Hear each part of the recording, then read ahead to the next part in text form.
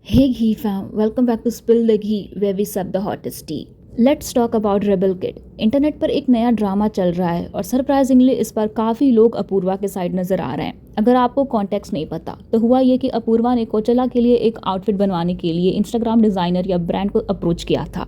Reports और online discussion के according Apoorva ने एक रेफरेंस आउटफिट दिया था और क्लियरली बताया था कि वो किस टाइप का लुक चाहती है।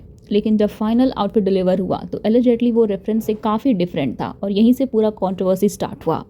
अब सोशल मीडिया पर जो डिस्कशंस हो रहे हैं उनके अकॉर्डिंग डिज़ाइनर ने अपूर्वा के घर जाकर मेजरमेंट लिए थे और पूरी टीम के साथ फिटिंग प्रोसेस भी हुआ था। मतलब ये कोई लास्ट मिनट रैंडम ऑर्डर नहीं था।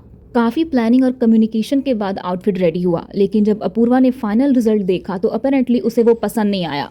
उसका कहना था कि जो विजन उसने शेयर किया था फाइनल आउटफिट उसके क्लोज भी नहीं लग रहा था और ऑनेस्टली यहाँ से ऑडियंस दो ग्रुप्स में डिवाइड हो गई। एक साइड का कहना है कि फैशन और डिजाइनिंग सब्जेक्टिव होते हैं, हर डिजाइनर का अपना स्टाइल और क्रिएटिविटी होती है और कभी कभी रेफरेंस को एग्जैक्ट कॉपी करना पॉसिबल भी नहीं होता।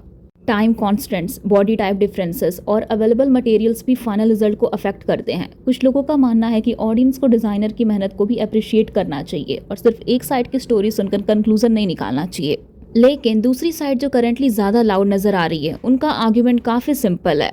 उनका कहना है कि अगर क्लाइंट ने पैसा दिया है और एक स्पेसिफिक रेफरेंस के बेसिस पर आउटफिट कमीशन किया है तो फाइनल प्रोडक्ट कम से कम उस विजन के क्लोज तो होना चाहिए।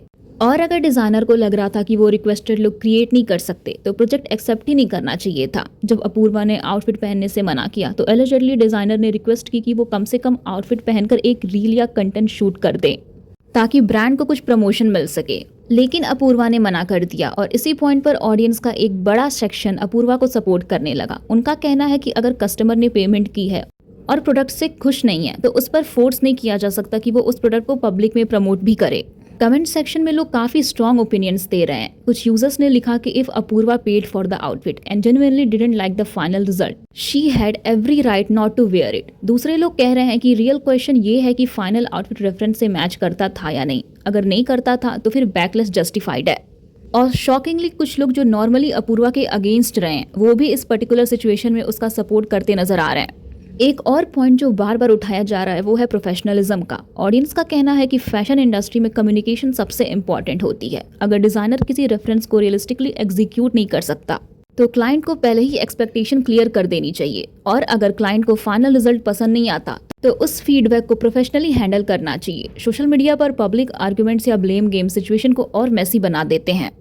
मेरे हिसाब से इस कंट्रोवर्सी का बिगेस्ट टेक अवे ये है कि क्रिएटिव इंडस्ट्रीज में एक्सपेक्टेशंस और डिलीवरी के बीच क्लैरिटी बहुत ज़रूरी होती है। क्लाइंट को एग्जैक्टली क्या चाहिए और डिज़ाइनर रियलिस्टिकली क्या डिलीवर कर सकता है, दोनों चीज़ें ट्रांसपेरेंट होनी चाहिए, वरना ऐसे सिचुएशंस में ना सिर्फ क्लाइंट डिसअपॉइंटेड होता है बल्कि डिज़ाइनर की रेपुटेशन भी इम्पैक्ट होती है।